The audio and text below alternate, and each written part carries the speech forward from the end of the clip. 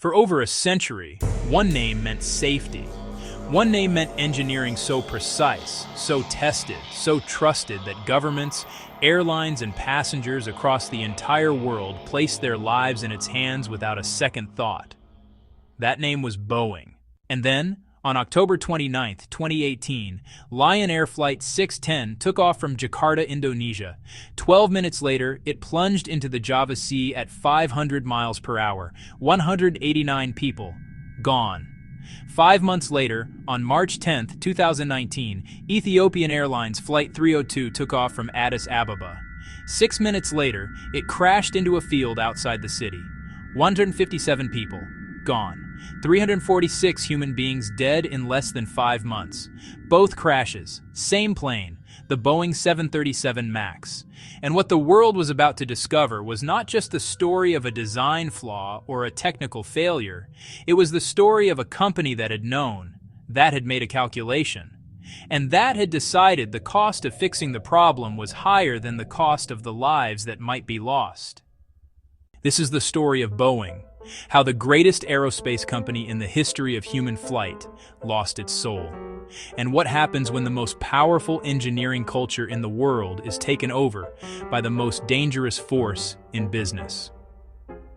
The pursuit of profit above all else.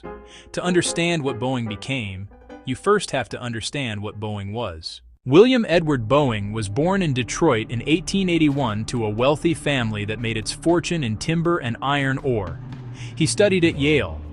He became fascinated with flying at a time when flying was still a miracle that most people had never witnessed. In 1916, in a boathouse on the shores of Lake Union in Seattle, Washington, he built his first airplane. It was made of wood and linen. It flew. And from that moment, Boeing understood something that would define the company for the next century. The only thing that mattered was whether the plane flew safely. He was obsessive about engineering, about testing, about the relationship between the people who designed the planes and the people who built them. Boeing grew its Seattle operation into one of the most extraordinary industrial enterprises in American history. During World War II, Boeing's B-17 Flying Fortress and B-29 Super Fortress became the backbone of the Allied bombing campaign.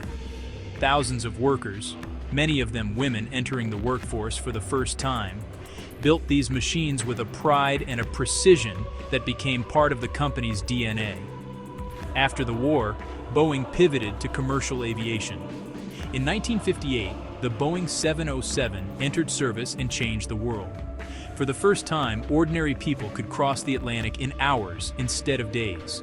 Then came the 727, the 737, the 747, the jumbo jet that redefined mass air travel and made Boeing the undisputed king of the skies.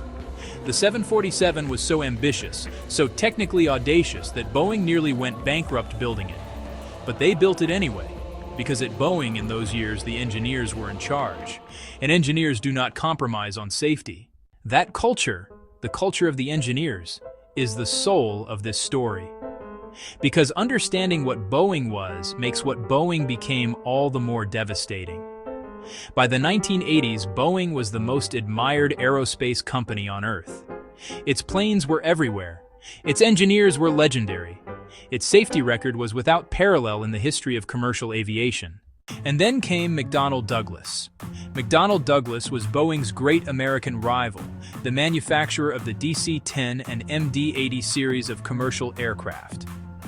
By the 1990s, McDonnell Douglas was struggling. Its market share was collapsing. Its future was in doubt. In 1997, Boeing acquired McDonnell Douglas in a $13 billion merger. On paper, it was a triumph. Boeing absorbed a rival and emerged as the unquestioned dominant force in American aerospace. But something else came with that merger. Something invisible. Something that would take years to fully reveal itself. It came in the form of the McDonnell Douglas leadership culture, where Boeing's culture had been built by engineers who believed that safety was sacred and that the plane came first. McDonnell Douglas had developed a very different philosophy, a Wall Street philosophy, a philosophy that said the most important number was not the safety margin on a wing design, it was the quarterly earnings report. The McDonnell Douglas executives who came with the merger, led by Harry Stonecipher, who became Boeing's CEO, began systematically dismantling the engineering culture that had made Boeing great. Engineers who raised concerns were marginalized. Safety processes were streamlined, a word that, in practice, meant shortened. The relationship between Boeing's designers and its manufacturers was fractured when production was moved away from Seattle to cut costs. One Boeing engineer who later became a whistleblower described the cultural shift in a way that should make every person who has ever boarded a commercial aircraft stop breathing for a moment. He said that the old Boeing asked, "Is it safe?" The new Boeing asked, "Is it safe enough?" Those two questions sound similar. They are not. One has no acceptable answer except yes. The other invites a calculation. And that calculation, repeated thousands of times across thousands of decisions over 20 years, is what built the conditions for what happened in 2018 and 2019. By the 2010s, Boeing faced a serious competitive threat. Airbus, the European consortium that had grown from a government-funded challenger into a genuine rival, had developed a new, fuel-efficient aircraft called the A320neo. Airlines loved it. It was cheaper to operate. It was modern. It was selling fast. Boeing needed to respond. The proper response, the response that the old Boeing would have chosen without hesitation, was to design and build a completely new aircraft. But a completely new aircraft takes 10 years and billions of dollars, and Wall Street could not wait 10 years. So Boeing made a different decision.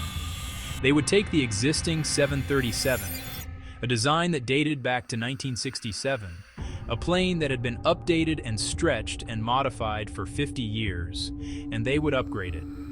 They would fit it with new, larger, more fuel-efficient engines. They called it the 737 MAX. There was a problem.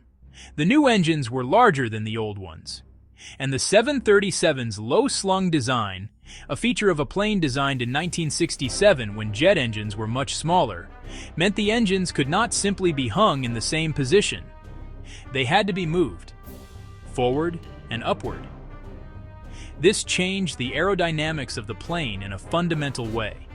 It made the nose pitch upward under certain conditions, a characteristic that, in the worst-case scenario, could lead to a stall. Boeing's engineers knew this. Their solution was a software system called MCAS, the Maneuvering Characteristics Augmentation System. MCAS was designed to automatically push the nose down when sensors detected the dangerous pitch-up tendency. In theory, it was a solution. In practice, it was a disaster waiting to happen, because MCAS relied on data from a single sensor. One sensor, on a commercial aircraft carrying hundreds of passengers.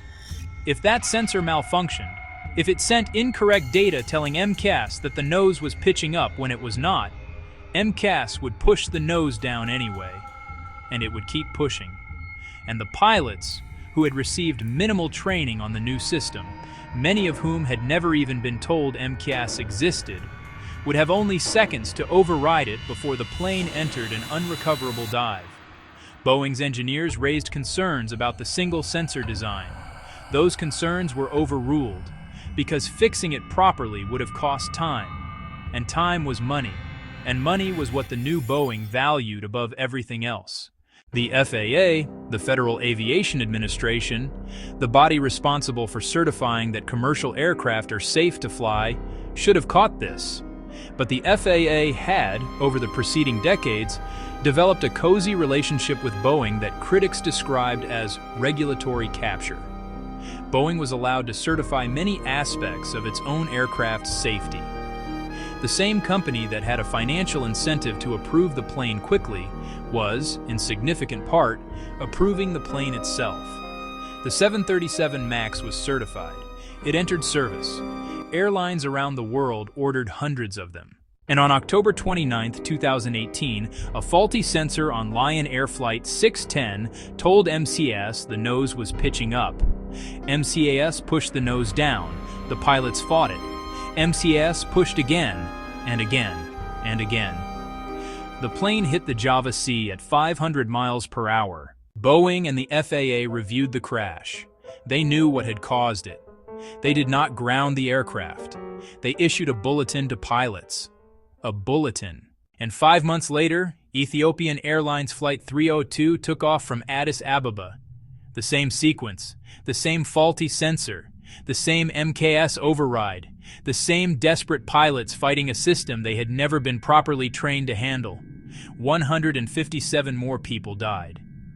This time, the world did not wait. Within days, aviation authorities around the globe grounded every 737 MAX in service. The United States, embarrassingly, shamefully, was among the last to act. The 737 MAX was grounded for 20 months, the longest grounding of a commercial aircraft in aviation history. What followed was a reckoning that tore Boeing apart. Internal messages between Boeing engineers, subpoenaed by Congress, revealed the full horror of what had happened inside the company. In one message, a Boeing engineer wrote that the plane was, and these are his words, designed by clowns who in turn are supervised by monkeys. In another, engineers discussed how to avoid telling regulators about MCAS's capabilities during pilot training evaluations. One employee wrote, "I still haven't been forgiven by God for the covering up I did last year." These were Boeing's own people, writing to each other, about a plane that was already in service, carrying passengers every day. Boeing's CEO, Dennis Muilenburg, initially defended the company and the aircraft. He was fired in December 2019. Boeing reached a deferred prosecution agreement with the Department of Justice, paying $2.5 billion to avoid criminal charges. The families of the 346 victims were offered settlements. Many refused. They wanted accountability. They wanted someone to go to prison. No Boeing executive has ever been criminally charged in connection with the 737 MAX crashes. Not one. The story did not end there. In January 2024, a door plug blew out of an Alaska Airlines 737 MAX 9 at 16,000 feet. No one was sitting in the seats next to the door. By pure chance, by the grace of whatever force governs the randomness of seat assignments, no one was killed. But the hole in the side of the aircraft, photographed and shared around the world within hours, told a story that Boeing could not spin. The problems had not been fixed. The culture had not changed. Congressional hearings resumed. Whistleblowers came forward again. 2 of them died in circumstances that their families and colleagues described as suspicious. One from a sudden illness, one from a self-inflicted gunshot wound, before they could testify fully. Boeing's current CEO, Dave Calhoun, announced he would step down in 2024. The company's stock has lost tens of billions of dollars in value. Its reputation, built over a century of engineering excellence, lies in ruins. So what is the lesson of Boeing? The lesson is about what happens when a company forgets what it is. Boeing was not a financial services company. It was not a software company. It was not a quarterly earnings machine. It was an engineering company. Its entire reason for existing, its entire claim on the trust of the airlines and the passengers and the governments that bought its planes, rested on one promise: the planes are safe.